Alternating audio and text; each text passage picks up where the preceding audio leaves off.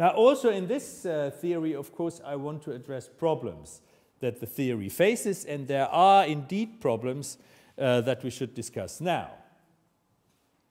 Now, the first one has to observe is that paradigm theory, as a descriptive theory of science, it describes the course of science, is essentially a statistical theory in the following sense, that the phase model of paradigm theory makes a statistical statement of the form, something like typically or in most cases science develops in such a way, right? It must say that in most cases or all cases, or well, it won't say all cases because there are exceptions, but in most cases science develops in the following way, that we have a pre-normal phase, and then we have the normal phase, and then we have revolutionary science, and then we come back to normal science again. So this is essentially a statistical statement. And the point is then, the problem is, if you look how in other sciences one deals with statistical statements of that sort, then you use really statistical methods applied to the evidence, right? You have certain data, and then you use statistical methods, and then you say, okay, with such a confidence, the hypothesis is right or is wrong given the data, and so on and so forth. So in psychology, for instance, or sociology, or also political science, wherever you have the systematic social sciences, and that would be something like that, because it's about a social activity, namely science, in the history. So if you dealt with these problems, like in the other systematic social sciences, then you would have to validate your statements about normal science and then extraordinary science, revolutionary science, and so on by statistical methods. Well, this has not been done in paradigm theory. Paradigm theory does not use statistical methods. Why not? Well, because it's extremely difficult to do that in history. Historical cases, that's the difference here between the systematic social sciences and history. If you have systematic social sciences and then you say, okay, I want to know, well, I just read yesterday across Europe how happy people are. So different regions are compared with how happy people are, right? And of course, people in Niedersachsen, and especially in Hannover, are the happiest in the world, I guess. People in Greece are fairly unhappy, and well, they're different. It's a chart where you can see the happiness. This is, of course, a social science enterprise, and the point is, once you know what you want to know, right? Your goal is clear, then what you do is that you collect data in such a way that you can apply the statistics to it, right? You know beforehand what you want to have. You want to have a hypothesis, how is happiness distributed all across different regions in Europe, and then you know, for instance, well, that you need a statistical sample, say, I don't know what it is, say 1 per mil of the population in order to have given a population in each region, say of 100,000 people or something, and then you may know, okay, according to statistics, what I have to do is I have to give questionnaires to 0.5% of these populations, and then I get statistically valid interpretations. Now, the point is that you then collect your data, you know, according to what you need. I mean, that's the same what many of you in your master's thesis do. You know you have a certain hypothesis, and then you think, you consider or ask the question, what sort of data do I need in order to be able to apply statistical analysis to them, right? And that's what you do in natural science as well, and in social science as well. The point is that in these systematic social sciences or in the systematic natural sciences, you can do that. You simply make up your mind and then you generate the data that you need. But you can't do that in history. Right? In history, it's just a question, you can't generate data. The data you have to read, you know, you have to read what these people said about their science, and you cannot systematically simply generate the data by experiments as you do in the natural science, right? And in the social science, where you can also generate the data by doing interviews in social research, where you ask people, and then you know you have to ask a certain number of people, and the sort of questions you ask. There's a theory about how such tests are best devised. So you know what you do in order to generate the data, and that's unfortunately not possible in the history of science. So it's very difficult, well, in fact, it is practically impossible to apply these statistical methods on history. That doesn't work. It works in economic history sometimes, because there you have data that are typically already quantitative. But if you look at qualitative disciplines like the history of science, then unfortunately these statistical methods can hardly be applied at all. Although one should apply them, because the statements are statistical in nature. So this is simply a methodological problem that affects not only paradigm theory, it affects all historical theories that make statistical statements in the end. But that problem unfortunately cannot be solved. But the point is then, in consequence, that you don't really know how good the statements of paradigm theory are, because you don't prove them statistically, which is bad luck, but you can't avoid it. And that means that the validity of paradigm theory's general statements about the development of scientific disciplines is uncertain. Right? You may, of course, check a few cases, and that has been done, and you say, okay, yes, in many cases it applies, but you have no idea how many, what the percentage is, for instance. Right? And there's a certain uncertainty involved in that, and unfortunately that's unavoidable. Yeah? This is just bad luck. It's just, well, bad luck. It's insofar bad luck as this sort of bad luck always happens when you make statistical statements about history. Not always, but almost always. So this is a certain problem, and that cannot really be solved. There are, in fact, serious doubts, well-founded doubts, that the phase model applies throughout, that wherever you have a science, that phase model applies. There are certain episodes in science which do not fit this phase model. They are different. That is because, as one knows from other areas of history, history never repeats itself. Every historical case is different from the other one. Never ever, whatever it's political history or art history, if you compare different phases of history or events of the same sort, then if you look a little closer, then every event is different from another one. No political revolution is really the same as another political revolution. No way of generating democracy is just the same as in any other country. All the cases are different. And that is, of course, that belongs the essence of history. This is just our experience. This is just the way history is.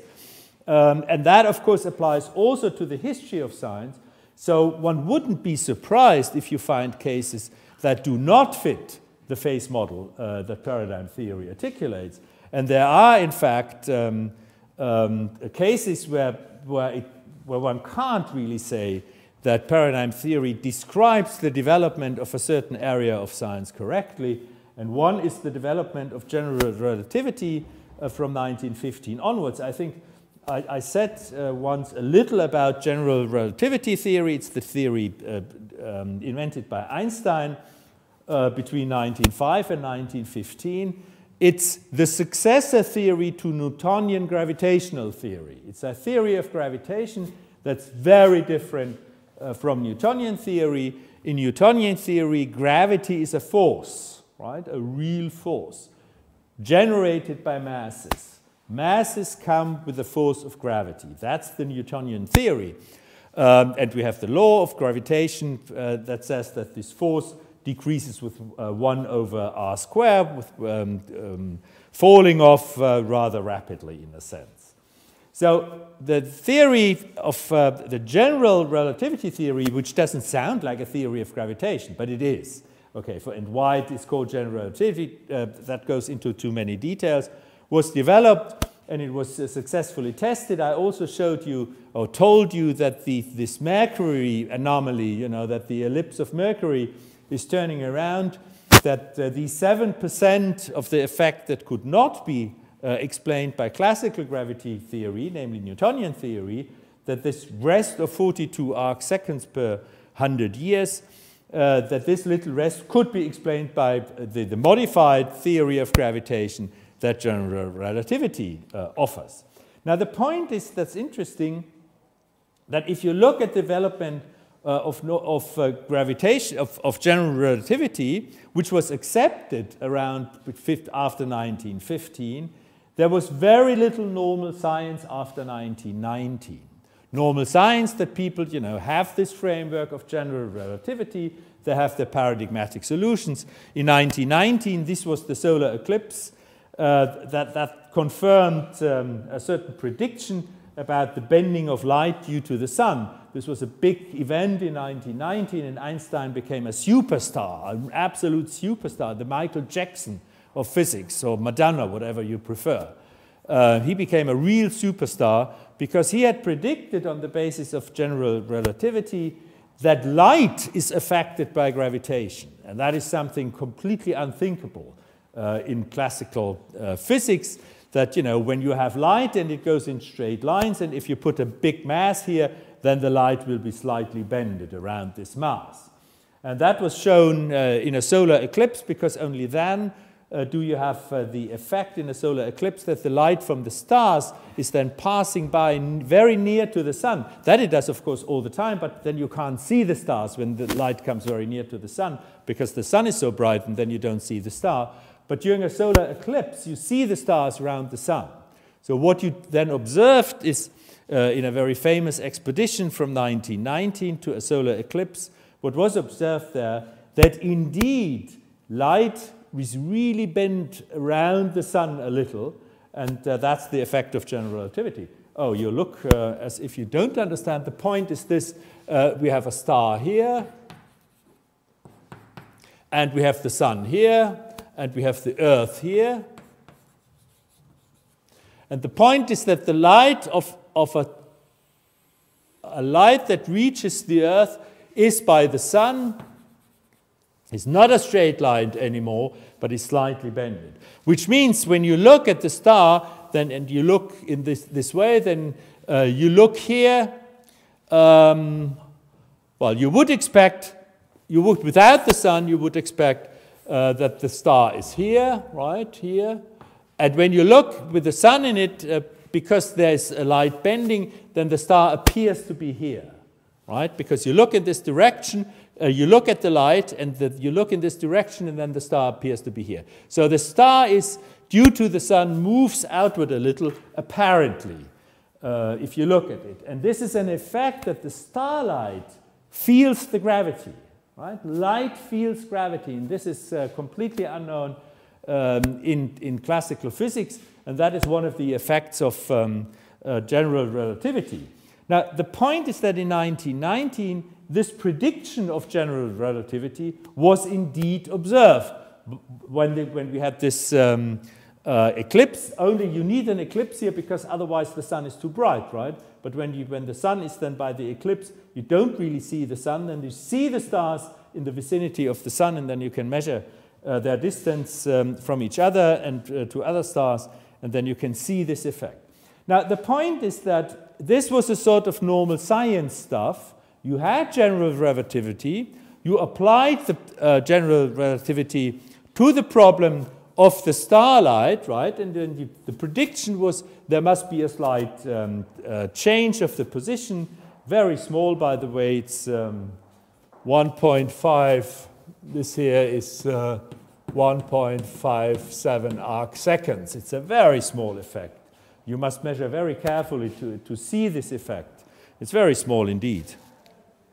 But it was then confirmed, and that was, so to speak, a normal science problem. People expected then, because they believed in general relativity for other reasons, and then they expected that. So this was a sort of normal science problem, but afterwards, there were no problems that could be solved, because there was nothing to which you could apply general relativity theory. There was the perihelion, the motion of Mercury. It was applied to this one, that worked. And after 1919, there was simply no problem to which you could apply the theory, right? Because it's a theory that deviates from the classical of Newtonian theory only very, very little, and only at very special occasions can you see the effects, right? So there were just no problems around. Right? This is different from, say, quantum theory or Bohr's model of the atom. I mean, there were many, many atoms, and you can apply it with a magnetic field and without a magnetic field, and so on and so forth. So there were many problems, and you had really the tradition of normal science. You did not have a tradition of normal science in general relativity. People would have loved it, you know, to solve problems, but there weren't any problems that were solvable, right? There was just no problem you could find. So there was no tradition of normal science. Simply people had checked the theory, they believed in it, but they couldn't apply it because there were no cases where they really could apply and test general relativity. So there was not really a tradition of normal science there. And then something completely in disagreement with paradigm theory happened, namely that in the 1950s, people started inventing alternatives to general relativity theory, although there were no significant anomalies. And paradigm theory says, look, you stick to your theory that you have in normal science, and you're not questioning it, you're not inventing alternatives, but you apply it, right? That is what you do. But since there was nothing where you could really apply general relativity and look whether the predictions are correct or not, then people started in the 1950s to invent alternatives. Why that? Because they thought, well, if we invent alternatives, we could perhaps make predictions with general relativity and other predictions with the alternatives, and then we can perhaps then measure something interesting which would tell us whether general relativity is right or the alternatives. But this is something which is not the usual case in normal science, because in normal science you don't invent alternatives. I mean, who would invent today in biology alternatives to the theory of evolution, Darwin's theory of evolution? Nobody would, because you apply the theory and you don't invent alternatives. You can't publish alternatives of Darwin's theory of evolution these days, because it's just you have the theory and it works. So why invent alternatives? But in that particular case, the situation was different. It was just impossible to have the tradition of normal science. And this is one of these cases where you see that the pattern, this general phase model of paradigm theory does not apply, and for obvious reasons. So you see again what I said before, every historical case, well, you don't see it really, but this is just a historical case that is really different from the other cases that we discussed so far, namely those cases in which there is a tradition of normal science, and you solve problems and you give it up once too many problems cannot be solved anymore, and you have too many significant anomalies. So you see this is just an example where paradigm theory does not apply in the literal form, and then of course the question arises, how many such cases exist? You know, cases that where paradigm theory does not apply. Is that a singular case, just one case, a very special case? Or are there more? And that is what I mean. You have a statistical, basically a statistical statements in paradigm theory, and once you have statistical statements, one would like to have the numbers, right, and figures, and say, okay, out of 100 cases, 3 cases or 5 cases or 8 cases or whatever usually are the exceptions to what paradigm theory states. But as I said, it's very difficult or impossible to do that. This is a sort of weakness of paradigm theory, and that's a weakness that is shared by most historical theories that make statistical statements. Okay. Yeah, I think the problem in principle should be clear, I guess, that you see here. And this is what I said already, that in answering this line of criticism, one might simply accept it with the remark that the difficulty mentioned is typical for many general statements about historical processes. This is just life is very bad, very cruel sometimes in science. And that the limited access to historical data prohibits the use of proper statistical tools. This may not be entirely obvious, but the point is that in order to apply statistics, the things that are then subsumed under the statistics must be homogeneous. They must be similar enough such that it is useful to use the statistics. And that is something you usually don't get with the historical cases because they are all different from each other, significantly different, right? And in natural science and social science, we simply force the data to have the homogeneity in order to apply statistics. That's what we do. You know, we devise the experiments in such a way, or we devise the questionnaires in such a way, such that the data generated in this way are can be subjected to statistics. But history, there we have nothing to manipulate. We simply have to take what we get from the sources. So this is just just a little unlucky. So the systematic social sciences are in a much better position in this respect because they can often produce the sort of data that are necessary for proper statistical analysis. I think I've said that already. Okay, so this is one of the problems that we have. We have a statistical theory about history, and we have a really certain and unpleasant amount of insecurity of how good the theory is, right? And unfortunately, this cannot really be avoided. That's just the price to be paid. Now, about the literature, I mentioned this book already from Chalmers, What is this thing called science? And in chapter 8, you find something about paradigm theory. Then I've written a book on that some time ago, Reconstructing Scientific Revolutions, Thomas Kuhn's Philosophy of Science, which is still in press, and you can find it everywhere, I think. And finally, if you really want to, if you start reading, you may either read the little Chalmers chapter here, or you might read Thomas Kuhn's book, The Structure of Scientific Revolutions. It's very, very interesting to read with many historical cases, and you may perhaps enjoy it, which would be the idea of that reading list. And here's another one, rather recent book, Kuhn's The Structure of Scientific Revolutions, a reader's guide. So if you find the book itself too complicated, then John Preston is coming to help. It's a nice little book, very readable and very interesting in some respects.